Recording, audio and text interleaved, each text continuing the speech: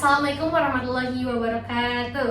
Waalaikumsalam warahmatullahi wabarakatuh. Oke teman-teman semua, pertama-tama saya akan mengucapkan terima kasih karena sudah mau menyempatkan waktunya mengikuti sesi konseling kelompok pada hari ini.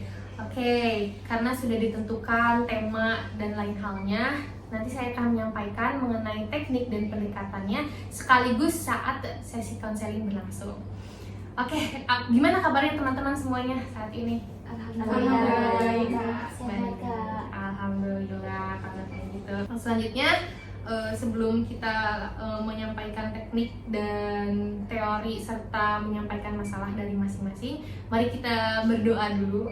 Berdoa monggo dipimpin oleh Azizah. Berdoa sangat. Sebelum melakukan konseling kelompok, doa dimulai.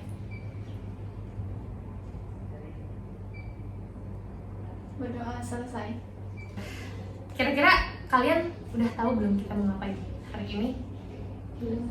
Belum tahu Kak. Oke. Hari ini tuh kita mau melaksanain sesi konseling kelompok. Ada yang pernah mengikuti sesi konseling kelompok? Belum, Kak. Belum tahu jadi sesi konseling kelompok itu apa. Oke, sesi konseling kelompok itu merupakan sebuah sesi layanan yang membantu seseorang untuk menyelesaikan masalah melalui dinamika kelompok. Seperti ini. Jadi seperti saya sebagai konselornya, teman-teman semua sebagai konselingnya yang ingin menyelesaikan masalah yang terjadi di kehidupan teman-teman semua gitu. Jadi karena ini judulnya dinamika kelompok, harus berdinamika, harus saling berdiskusi. Saya harap kalian semua saat sesi berjalan bisa berperan dengan aktif, saling memberi solusi, saling memberi saran satu sama lain. Dapat dipahami? Dipahami. Oke, hari ini temanya adalah meningkatkan produktivitas di mahasiswa, sebagai produktivitas akademik sebagai seorang mahasiswa. Ada yang tahu produktivitas itu apa? Atau pernah dengar soal produktivitas? Pernah dengar. Tapi nggak tahu artinya. Kalau produktivitas itu merupakan sebuah, kalau misalnya dalam konteks akademik, itu adalah mengeluarkan energi, tenaga yang kita lakukan untuk mencapai belajar yang maksimal, sampai kita untuk mencapai hasil yang maksimal dalam satu hal. Seperti itu produktivitas. Nah, teman-teman semua di sini berada karena saat hasil asesmen kemarin itu mendapatkan poin prokrastinasinya tinggi. Artinya ini berbanding terbalik dengan produktivitas. Prokrastinasi tinggi sehingga perlu memerlukan adanya sesi konseling saat ini. Seperti itu. Nah, sebelum kita mulai dalam sesi konseling kelompok ini ada 3 asas yang perlu kita pahami. Asas yang pertama itu asas kesukarelaan. Jadi teman-teman semua di sini tidak ada keterpaksaan, betul? Betul. Atas dasar sendiri. Nah, yang selanjutnya itu ada asas keterbukaan. Jadi teman-teman semua di sini ciptakan ruang aman bersama untuk saling terbuka satu sama lain. Dan yang terakhir itu asas kerahasiaan. Jadi teman-teman semua di sini yang sudah melakukan sesi konseling harus merahasiakan tentang permasalahan temannya, rekannya, semuanya yang ada pembicaraan di sini harus kita rahasiakan. Tidak boleh dibawa keluar gitu. Dapat dipahami? Dapat dipahami. Oke. Sebelum mulai juga kita harus perkenalan dulu. Boleh dari Azizah diperkenalkan? Ya, perkenalkan, nama saya Azizah Fitri. Di sebelah kanan saya ada Kak Faika, di sebelah kiri saya ada Putri. Perkenalkan, nama saya Putri Amelia. Di sebelah kanan saya ada Azizah Fitri. Di depan saya ada Nur Alia. Perkenalkan, nama saya Nur Alia. Di depan saya ada Putri Amelia. Di samping kiri saya ada Alia Nabila. Perkenalkan, nama saya Alia Nabila. Sebelah kanan saya ada Nur dan sebelah kiri saya ada Kak Faika. Oke, saya memperkenalkan ya, nama saya Faika Modina. Di sini saya sebagai konselor atau fasilitator dalam dinamika kelompok menyelesaikan masalah rekan-rekan semuanya. Oke, sebelumnya kita baca ikrar perjanjian dulu ya. Untuk sebelum melakukan ini, ikuti apa yang saya katakan. Kami yang hadir di sini berjanji untuk saling menghargai, membuka diri dengan tulus, dan menjaga kepercayaan yang utuh satu sama lain. Oke.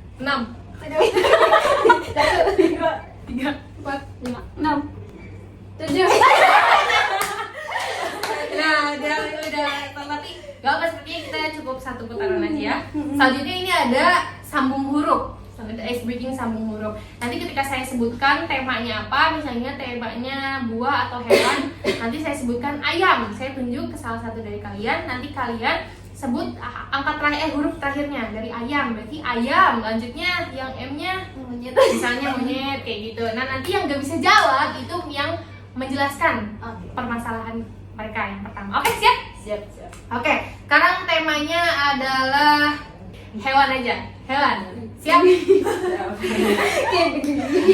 Nanti langsung ditunjuk aja ke temannya ya. Temannya saya sebagai pemulaan aja. Jadi saya nggak ikut selanjutnya. Langsung ke teman-teman semuanya. Oke, saya mulai. Semut. 1, 2, Tupai. tupai, ikan, Naga. ayam, M, macan, M. 1, 2, 3. Berarti Aziza dulu ya. Nanti ke Aziza. Selanjutnya kita baca yang pertama. Jangkrik. kadal, lumba-lumba, ayam, macan, naga, Muter lagi. anjing, Oh iya, naga. Gajah. harimau, unta. Anggora. Berarti yang Itu selanjutnya kan jenis ya. yang selanjutnya berarti Alia. Maksudnya Alia. Jadi yang terakhir kita ini aja apa? Batu kertas gunting. 1, 2, 3. Dah. Dari yang ketiga, dari yang keempat. Oke, selanjutnya itu adalah tadi Aziza yang pertama ya, Aziza yang pertama, yang kedua Alia, yang ketiga Putri, dan yang keempat Nur.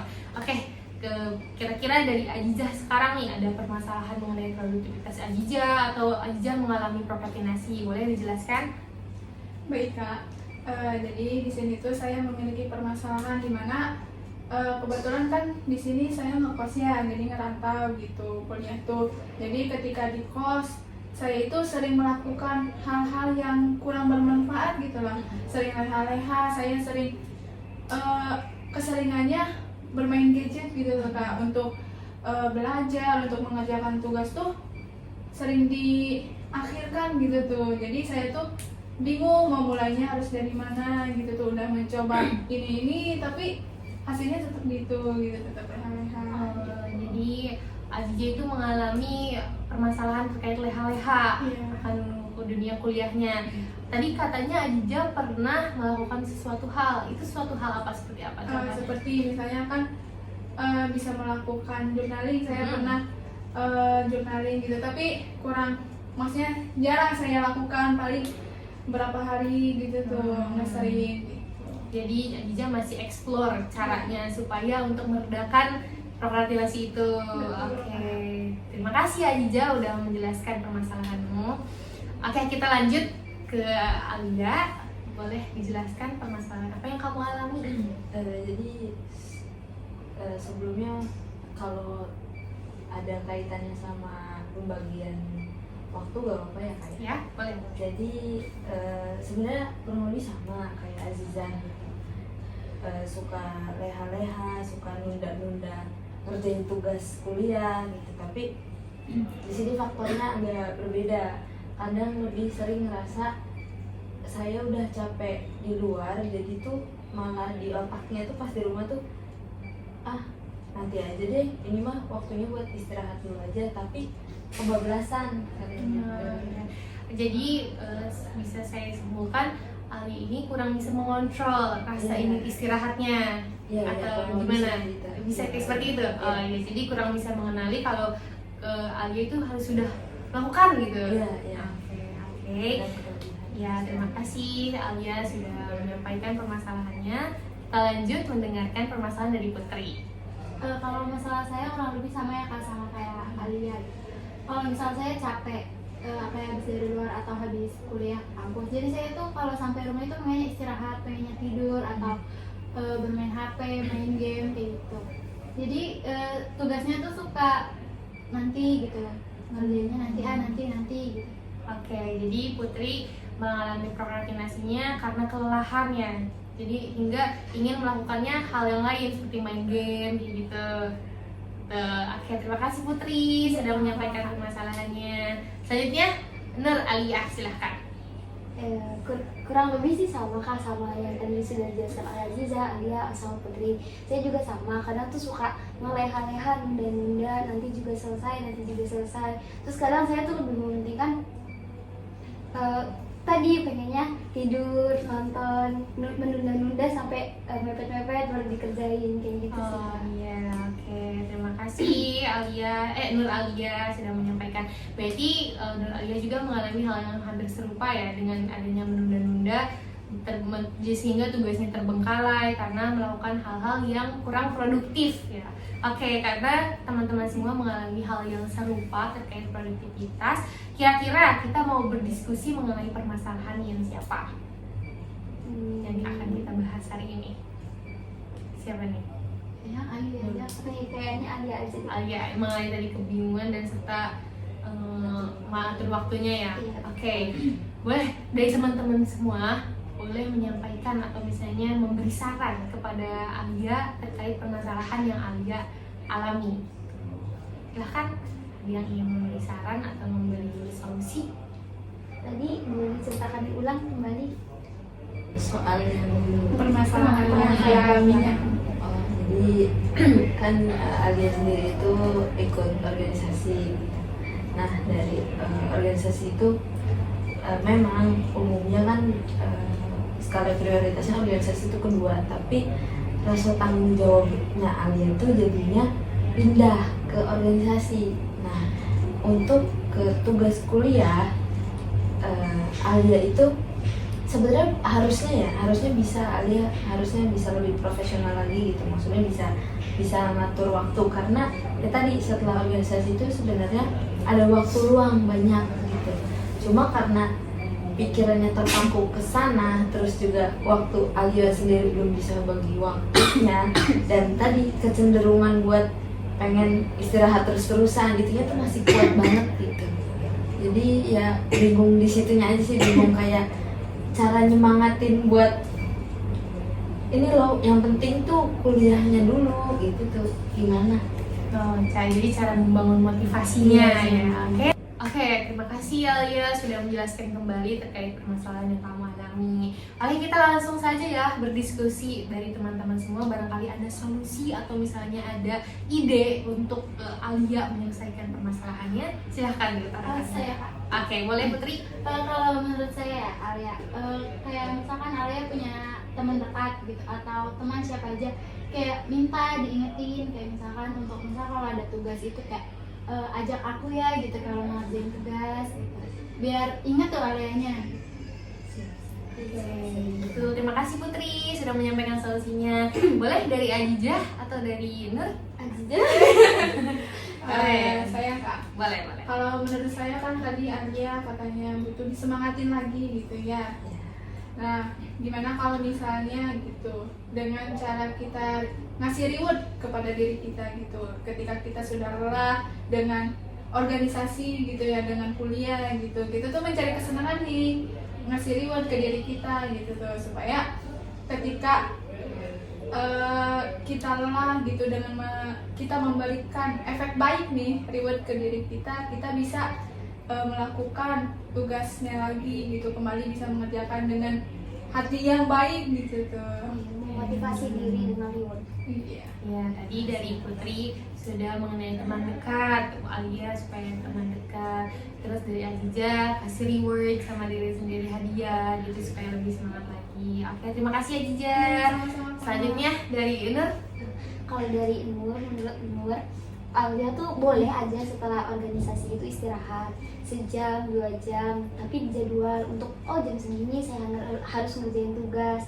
Kalaupun lupa, pasang alarm seperti yang dikatakan Emput, jadwal minum obat dipasang alarm gitu. Jadi dipasang alarm buat jam segini harus ngerjain tugas, jam segini ngapain, biar kita tuh jadi nggak keteteran tugas lagi. Ya, bagaimana? Alia? Ya sarannya itu bisa dipertimbangkan lah, bisa jadi masukan banget. Terima kasih teman-teman. Oke, sekarang kita mari mencoba teknik yang sudah saya sampaikan sebelumnya, yaitu teknik WEDP kepada Alia ya. Jadi teman-teman semua bisa mengikuti teknik tersebut, tapi dalam hati saja atau dalam pikiran, dicoba dirangkai kalimatnya. Tapi saya akan langsung tanyakan kepada Alia. Dari teknik WEDP tadi itu ada wants, ada doing, ada evaluation, dan yang terakhir itu ada plan. Jadi aku mau tanya nih sama Alia, kira-kira wants-nya itu keinginannya itu apa? Dari kuliah itu sebenarnya kamu itu inginnya apa dari kuliah ini? Kira-kira bagaimana? Kalau selama ini Alia kuliah itu tujuannya pengen bisa memahami ilmu psikologi gitu. Untuk outputnya sendiri ya pengen untuk diri sendiri, sama pengen bisa jadi psikolog tadinya kan. Oh, jadi kamu tertarik ya dengan untuk memahami Ya, Selanjutnya itu doing. Jadi apa yang sudah kamu lakukan untuk mewujudkan keinginan kamu tadi? Kira-kira udah melakukan apa aja? Kalau untuk doing sebenarnya saya sendiri merasa kurang Kak, sebenarnya, karena selama kuliah saya sendiri suka melakukan belajarnya itu ya seperti mahasiswa pada umumnya aja, kayak tadi kadang ngerjain tugas ya sedapatnya saja gitu. Untuk memahami secara mendalamnya tuh jarang, pernah tapi jarang gitu. Oke, berarti tapi itu bagus Alia, karena kamu sudah menyadari kurangnya di mana, kamu sudah menyadari harusnya seperti apa. Jadi itu sebagai langkah awal kamu untuk berubah menjadi lebih produktivitas, mencapai produktivitas. Oke, yang selanjutnya itu ada evaluasi. Apakah doing kamu udah sesuai dengan apa yang kamu inginkan? Apa sih tingkah laku atau perbuatan kamu itu udah sesuai dengan keinginan kamu gitu? Belum. Iya.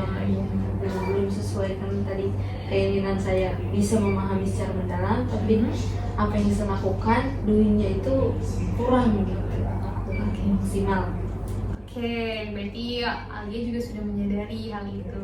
Selanjutnya itu planningnya kedepannya bagaimana Alia? Dari yang saya dapatkannya dari sesi konseling kelompok ini, dari teman-teman juga, dari KPIK juga, mungkin kedepannya saya akan mencoba saran dari teman-teman dan mencoba untuk bisa memprioritaskan kembali bahwa ya keinginan utama saya itu kuliah dan memahami pelajaran di perkuliahan tersebut. Oke, berarti planningnya ingin lebih memahami tentang perkuliahan, lebih memfokuskan lagi tentang akademiknya. Oke, itu dia teman-teman semuanya mengenai teknik WDEP, wants, doing, evaluation, planning. Oke, itu teman-teman bisa dipakai, maksudnya bisa dilakukan saat sekarang. Jadi kita bisa mengetahui peran kita sebagai seorang mahasiswa itu harus apa, kita harus melakukan apa sebagai seorang mahasiswa, belajar, mengerjakan tugas tepat waktu, dan lain-lain sebagainya. Oke, kita sudah sampai di sesi terakhir. Barangkali teman-teman ada yang mau menyampaikan kesimpulan dari sesi konseling kali ini. Siapa yang mau menyampaikan? Oke, Nur, silahkan. Boleh Kak. Jadi kesimpulannya sesi konseling kali ini mengajarkan kita untuk kembali lagi bisa untuk belajar memanage waktu, terus kontrol rasa keinginan untuk bermalas-malasan. Oke, terima kasih Nur sudah menyampaikan kesimpulannya. Ada yang mau menyampaikan pesan-kesannya selama pelaksanaan konseling ini? Saya mau nyampaikan kesannya aja Kak. Oke, boleh. Kesannya kayak banyak tahu lagi gitu, banyak tahu baru. Terus juga dari dengar saran-saran teman-teman tadi, jadi kayak saya juga kan suka kayak gitu juga. Jadi saya juga bakal make saran tersebut. Oke, terima kasih Putri. Berguna banget ya. Oke, terima kasih teman-teman semuanya. Oke, selanjutnya kita di pertemuan selanjutnya kira-kira mau membahas permasalahan siapa? Putri. Oke, berarti nanti kita minggu depan membahas permasalahan Putri. Nah, sebelum itu aku mau menyampaikan kertas. Kertas ini merupakan sebagai bentuk teknik manajemen buat teman-teman kalian semua, terutama yang masih kurang bisa untuk membagi waktu. Di kertas ini itu, pegang dulu. Ini merupakan kertas perubahan. Namanya saya beri judul ini kertas perubahan. Ini tuh ada 4 ya, maksudnya ada 4 kotak, itu saya lipat untuk melihat tepat apa sih garisnya di mana. Iya. Nah, dari 4 kertas ini itu bisa membantu teman-teman kalian, teman-teman semuanya untuk melakukan manajemen waktu. Dari 4 tersebut itu tentukan mana yang penting dan mendesak, yang penting tapi tidak mendesak, yang tidak penting tapi mendesak, dan yang tidak penting dan tidak mendesak. Tujuannya apa teman-teman? Supaya teman-teman semua bisa menghindari perilaku-perilaku yang kurang produktif. Dengan adanya kita tahu nih yang mendesaknya apa, jadi kita harus melakukannya segera. Seperti itu. Nanti minggu depan saya cek, atau pertemuan selanjutnya saya cek bagaimana teman-teman sudah melakukan teknik time management itu. Oke, dapat dipahami? Dipahami Kak. Oke, pesan yang terakhir itu saya akan melakukan evaluasi tentang pelayanan konseling pada kali ini. Pada punya HP semuanya? Ada Oke, nanti saya kirim link Google Form, tolong diisi itu untuk melihat penilaian terkait layanan konseling yang saya lakukan pada hari ini. Oke, terakhir konseling ini harus menjalankan asas kerahasiaan. Jadi teman-teman semuanya, rahasia hanya kita semua yang tahu yang di sini dengan Allah Subhanahu Wa Taala. Oke, sekian yang dapat saya sampaikan. Barangkali ada yang mau memimpin penutup, doa penutup. Siapa? Nur, boleh. Nur, boleh. Mari kita tutup sesi konseling kali ini dengan membaca hamdalah. Alhamdulillahirrahmanirrahim. Oke, terima kasih Nur. Saya sebagai konselor, apabila ada kesalahan kata mohon dimaafkan, dan teman-teman semoga pulang dengan keadaan sehat dan selamat. Amin. Sekian, wassalamualaikum warahmatullahi wabarakatuh. Waalaikumsalam warahmatullahi wabarakatuh.